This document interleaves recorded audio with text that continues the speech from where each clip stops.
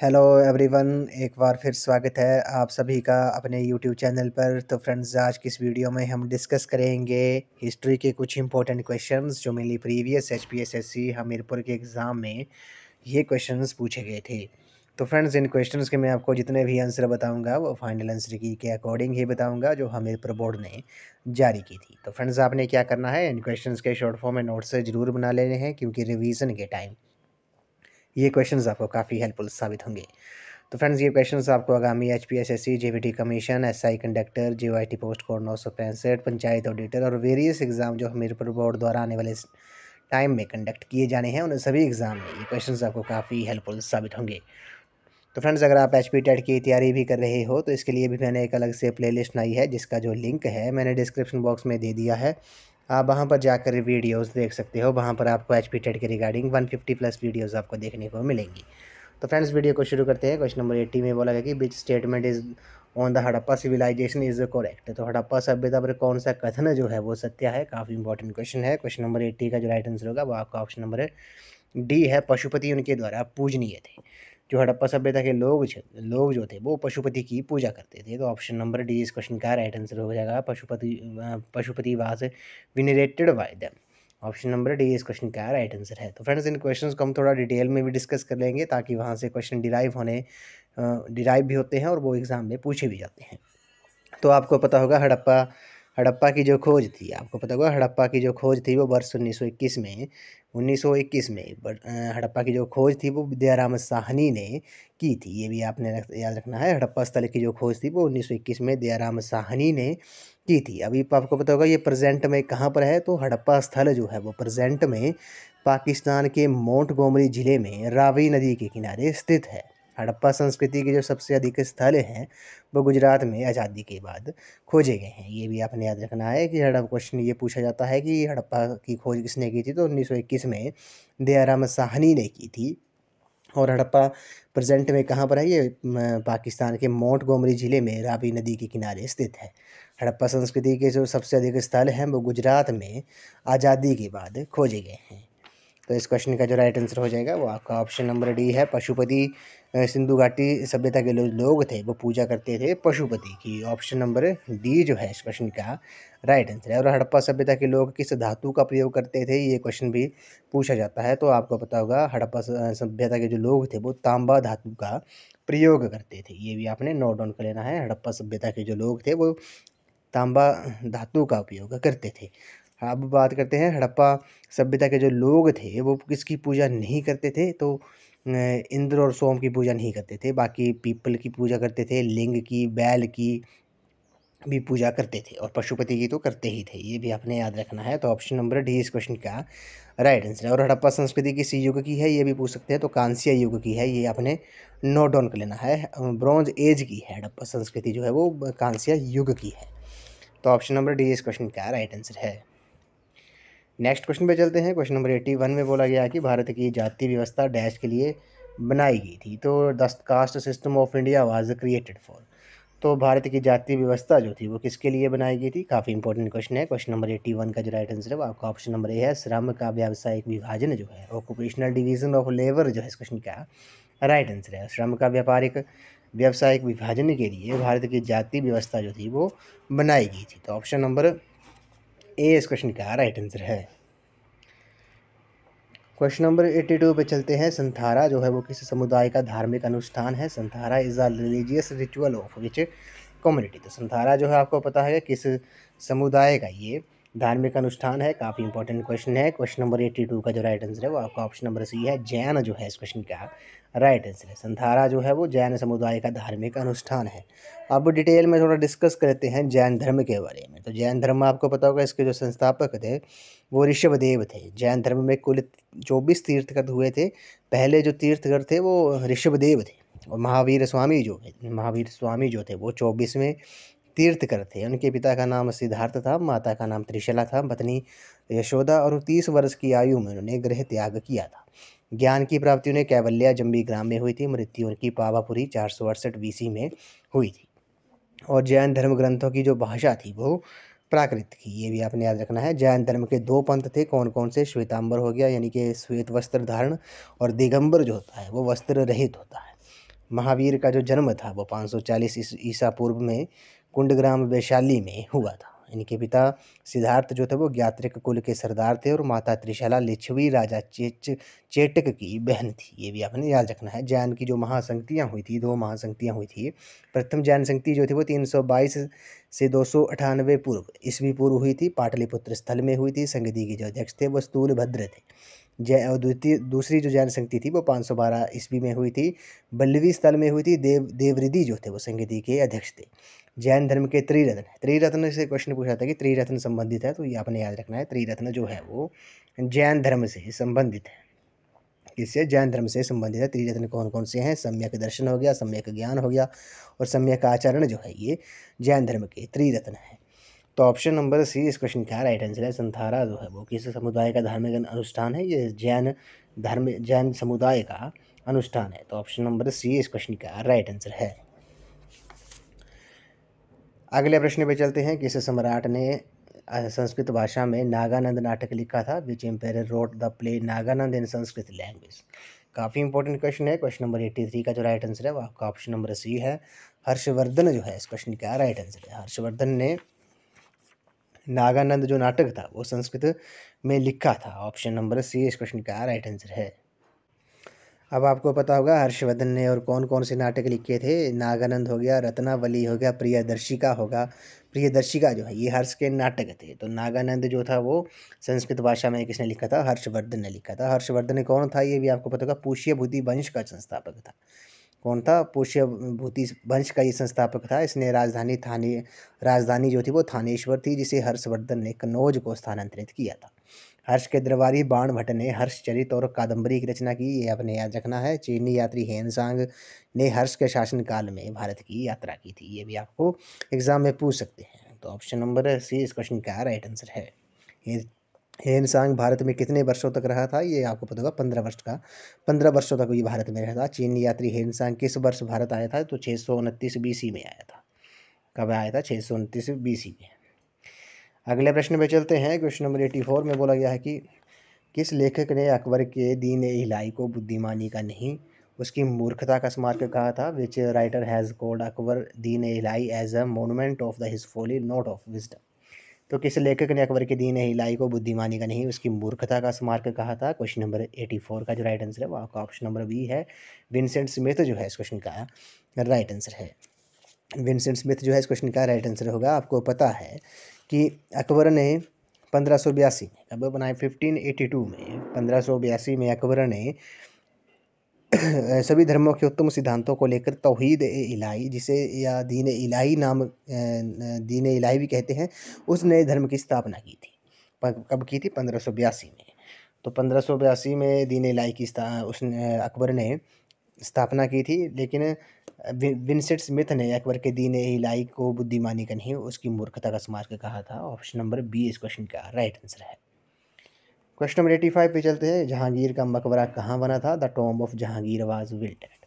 तो जहांगीर का जो मकबरा है वो आपको पता है कहाँ पर है? क्वेश्चन नंबर 85 का जो राइट आंसर है वो आपका ऑप्शन नंबर सी है। लाहौर जो है इस क्वेश्चन का राइट आंसर है।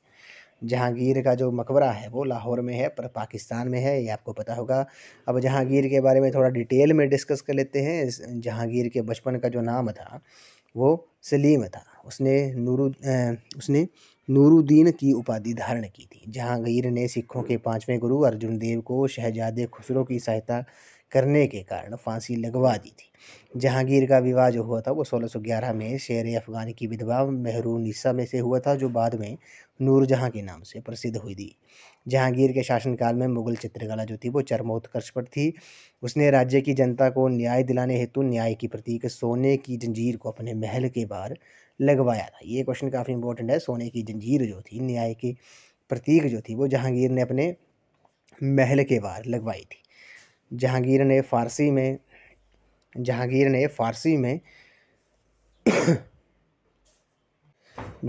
फारसी में अपनी आत्मकथा तुजुक ए जहांगीरी की रचना की थी। आपको पता होगा शाहजहां ने जहांगीर के विरुद्ध विद्रोह कर दिया था। 1627 ईस्वी में जहांगीर की मृत्यु होगी। जहांगीर के मकबरे का जो निर्माण था वो नूरजहां ने लाहौर के निकट शाहदरा नामक स्थान पर करवाया था। ये भी आपने याद रखना है। ऑप्शन नंबर सी इस क्वेश्चन का राइट आंसर है। क्वेश्चन नंबर 86 पे चलते हैं। आचार्य विनोबा भावे ने 1940 में व्यक्तिगत सत्याग्रह कहाँ से प्रारंभ किया था? From where did Acharya Vinoba Bhave started the individual सत्याग्रह इन 1940? तो आचार्य विनोबा भावे ने 1940 में व्यक्तिगत सत्याग्रह जो था वो कहाँ से प्रारंभ किया था? ये इस क्वेश्चन का जो राइट आंसर होगा वो आपका ऑप्शन नंबर बी है, पावनार जो है इस क्वेश्चन का राइट आंसर है। क्वेश्चन नंबर 87 पे चलते हैं। क्वेश्चन नंबर 87 में बोल गई स्वदेशी आंदोलन का प्रारंभ किया था। द स्वदेशी मूवमेंट वाज लॉन्च्ड। स्वदेशी आंदोलन जो था वो प्रारंभ किया गया था। क्वेश्चन नंबर 87 का जो राइट आंसर है आपका ऑप्शन नंबर ए है, बंगाल के विभाजन के विरोध के रूप में। बंगाल के विभाजन के विरोध के रूप में स्वदेशी आंदोलन जो था वो प्रारंभ किया था। अपने कमेंट सेक्शन में बताना है कि बंगाल विभाजन कब हुआ था, ये आपने कमेंट सेक्शन में जरूर बताना है।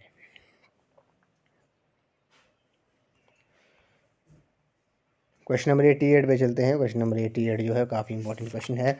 इसमें बोला गया कि लाला लाजपत राय किसके विरोध में प्रदर्शन कर रहे थे जब उन्हें पुलिस निर्दयता का सामना करना पड़ा?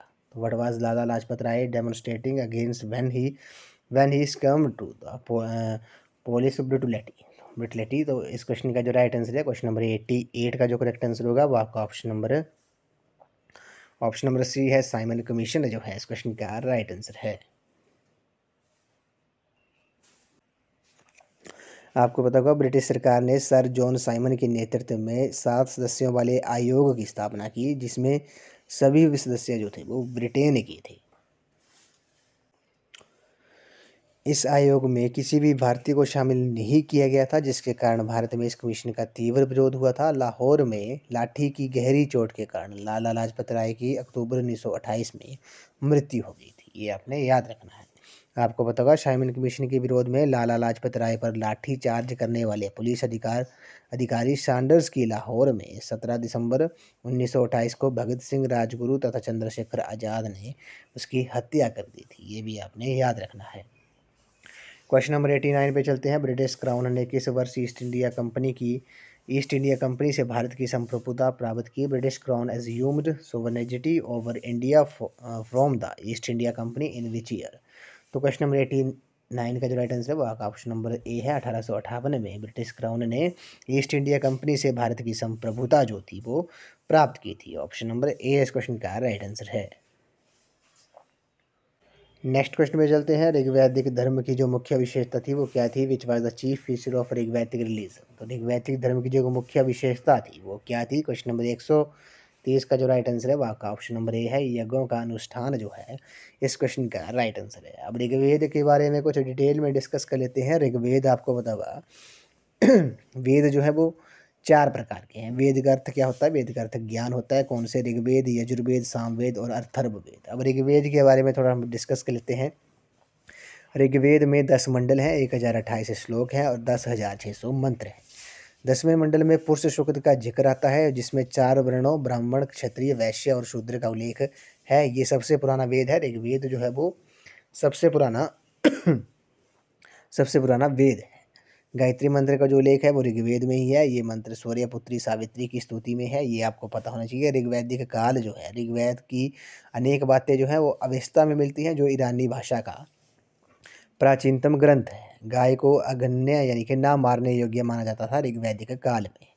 और सत्यमेव जयते जो है मुंडकोपनिषद से तथा स्तोमा सदगम्य जो है वो ऋग्वेद से लिया गया है, ये भी आपने याद रखना है। नेक्स्ट क्वेश्चन पे चलते हैं। क्वेश्चन नंबर 131 में बोलते हैं कि चतुर्थ बहुसंगति के विवरण ने किस राजज्ञा के निर्गमन को प्रेरित किया? The proceeding of the fourth Buddhist council led to the issue of which edict? तो काफ़ी इंपॉर्टेंट क्वेश्चन है। क्वेश्चन नंबर 131 का जो राइट आंसर है वो आपका ऑप्शन नंबर बी है, सारनाथ जो है इस क्वेश्चन का राइट आंसर है। आपको पता होगा बौद्ध महासंगतियाँ जो थी वो 4 हुई थी। कौन कौन सी? प्रथम बौद्ध संगति जो थी वो 483 ईस्वी पूर्व में हुई थी, सप्तपर्णी गुफा में हुई थी, राजगृह बिहार में। अजात शत्रु शासक था हर्यक वंश का। संगति के जो अध्यक्ष थे वो महाकश्यप थे। दूसरी जो बौद्ध संगति हुई थी वो 383 ईस्वी पूर्व हुई थी।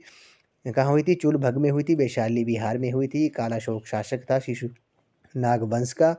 और सावकमीर जो थे वो संगति के अध्यक्ष थे। तृतीय बौद्ध संगति जो थी वो 251 ईस्वी पूर्व हुई थी, पाटलिपुत्र मगध की राजधानी में। अशोक जो था मौर्य शासक था मौर्य वंश का। और मोगलीपुत्तिस जो था वो संगति के अध्यक्ष थे। चौथी बहुसंगति के बारे में बात करते हैं। चौथी बहुसंगति जो थी वो 72 ईस्वी में हुई थी, कुंडलवन कश्मीर में हुई थी। कनिष्क कुषाण वंश का शासक था। कनिष्क जो था वो शासक था और कुषाण वंश का, और वसुमित्र जो थे वो संगति के अध्यक्ष थे। चौथी बहुसंगति में बौद्ध धर्म जो था वो हीनयान और महायान धर्मों में विभक्त हो गया था। हीनयान मतलब पुराना और महायान मतलब नया। तो चतुर्थ बहुसंगति में बौद्ध धर्म हीनयान और महायान में विभक्त हो गया था। क्वेश्चन नंबर 132 पे चलते हैं। हुण नेता मिहिर कुल किससे परास्त हुआ था? द हुण लीडर मिहिर कुल वाज डिफीटेड बाय। हुण नेता मिहिर कुल जो था वो किससे परास्त हुआ था? क्वेश्चन नंबर 132 का जो राइट आंसर है वो आपका ऑप्शन नंबर सी है, यशोधर्मन जो है इस क्वेश्चन का राइट आंसर है। अगले प्रश्न पे चलते हैं। इसमें बोला गया कि किस राजपूत राजवंश ने अकबर के सामने समर्पण नहीं किया? Which Rajput dynasty did not surrender to Akbar. तो किस राजवंश ने अकबर के सामने समर्पण नहीं किया है? क्वेश्चन नंबर 133 का जो राइट आंसर है वो आपका ऑप्शन नंबर बी है, प्रतिहार जो है इस क्वेश्चन का राइट आंसर है। क्वेश्चन नंबर 134 पे चलते हैं। क्वेश्चन नंबर 134 में बोला गया कि अकबर का सबसे प्रसिद्ध दरबारी कवि हिंदी साहित्य में कौन था? The most famous court poet in Hindi literature of Akbar was. तो अकबर के प्रसिद्ध दरबारी हिंदी कवि जो थे हिंदी साहित्य में वो कौन था? क्वेश्चन नंबर 134 का जो राइट आंसर है वो आपका ऑप्शन नंबर डी है, अब्दुल रहीम खान खाना जो है इस क्वेश्चन का राइट आंसर है। आपको पता होगा अकबर के दरबार में नवरत्न के नाम से प्रसिद्ध 9 व्यक्ति थे। कौन कौन थे? बीरबल, मानसिंह, फैजी, टोडरमल, अब्दुल रहीम खान खाना, अबुल फजल, तानसेन, भगवान दास, मुल्ला दो प्याजा। और अकबर के दरबार का जो प्रसिद्ध संगीतकार था वो कौन था? वो तानसेन था। और अकबर के दरबार के प्रसिद्ध चित्रकार जो थे वो अब्दुल समद थे। दसवंत एवं बसावन अकबर के दरबार के चित्रकार थे, ये भी आपने याद रखना है। और अकबर की शासन प्रणाली की जो मुख्य विशेषता थी वो मनसबदारी थी। अकबर की मृत्यु 16 अक्टूबर 1605 ईस्वी को हुई, जिसे आगरा के निकट सिकंदरा में दफनाया गया। तो ऑप्शन नंबर डी इस क्वेश्चन का राइट आंसर है। अब्दुल रहीम खान खाना जो था वो अकबर का सबसे प्रसिद्ध दरबारी कवि था हिंदी साहित्य में। क्वेश्चन नंबर 135 पे चलते हैं। इसमें बोला गया कि विक्रमशिला में प्रसिद्ध मठ की स्थापना किसके द्वारा की गई थी? The famous monastery at Vikramshila was founded by the. तो विक्रमशिला में प्रसिद्ध मठ की जो स्थापना थी वो किसके द्वारा की गई थी? क्वेश्चन नंबर 135 का जो राइट आंसर है वो आपका ऑप्शन नंबर डी है, पाल जो है इस क्वेश्चन का राइट आंसर है। अगले प्रश्न में चलते हैं। महाभारत को किसके नाम से जाना जाता है? Mahabharata is also known as. तो अकॉर्डिंग टू फाइनल आंसर की इस क्वेश्चन की सभी को ग्रेस थी, लेकिन आपको पता होगा महाभारत को जय संहिता के नाम से भी जाना जाता है, ये भी आपने नोट डाउन कर लेना है। महाभारत को जय संहिता के नाम से जाना जाता है। महाभारत का जो युद्ध हुआ था वो कुरुक्षेत्र में हुआ था, जो प्रेजेंट में हरियाणा स्टेट में है, ये भी आपने याद रखना है। क्वेश्चन नंबर 137 पे चलते हैं। डैश के शासन के दौरान पहली बार मंगोलों ने भारत में घुसपैठ की? Mongols entered into India for the first time during the reign of. तो किसके शासनकाल के दौरान पहली बार मंगोलों ने भारत में घुसपैठ की थी? क्वेश्चन नंबर 137 का जो राइट आंसर है वो आपका ऑप्शन नंबर डी है, इल्तुमिश जो है इस क्वेश्चन का राइट आंसर है। इल्तुमिश के शासनकाल में मंगोलों ने पहली बार भारत में घुसपैठ की थी। इल्तुमिश जो था उसने कुतुब मीनार को बनवाकर पूरा किया था। कुतुबुद्दीन ऐबक जो था उसने कुतुब मीनार का निर्माण जो था वो कार्य उसका प्रारंभ किया था, लेकिन इल्तुमिश ने इसे बनवाकर पूरा किया था। इल्तुमिश ने एकता व्यवस्था शुरू की थी। इल्तुमिश ने चांदी में टंका और तांबे के जितल का प्रचलन किया था। उसने बगदाद के खलीफा से मान्यता प्राप्त की। ऐसा करने वाला वे प्रथम मुस्लिम शासक बना था। अगला प्रश्न है, इसमें बोला गया कि हिंज संबत की गणना की जाती है, तो the his era is counted from. तो हिज संबत की जो गणना है वो की जाती है कब से? 138 का जो राइट आंसर है वो आपका ऑप्शन नंबर ए है, 622 ईस्वी से।